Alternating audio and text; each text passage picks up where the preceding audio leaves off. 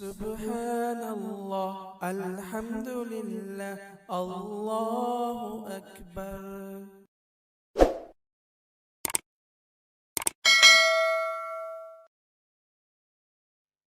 السلام علیکم دوستوں، جیسا کہ آپ کو معلوم ہے کہ گزشتہ دنوں حضرت مولانا طارق جمیل صاحب کی طبیعت خراب ہو گئی تھی۔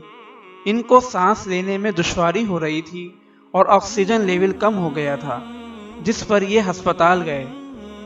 وہاں ان کا کرونا ٹیسٹ کیا گیا جو پازیٹیو آیا، جس کے بعد یہ ڈاکٹروں کے مشورے سے ہسپتال میں ایڈمٹ ہو گئے۔ اب الحمدللہ حضرت مولانا طارق جمیل صاحب کی طبیعت کافی بہتر ہے، سانس کی دشواری بھی ختم ہو گئی ہے اور آکسیجن لیول بھی بہتر ہو گیا ہے۔ انشاءاللہ ایک ہفتے میں حضرت مولانا طارق جمیل صاحب کو ہسپتال سے چھٹی مل جائے گی اور حضرت گھر واپس آ جائیں گے۔ اللہ کے فضل سے اور تمام محبین کی دعاؤں سے حضرت جلد شفا یاب ہو گئے۔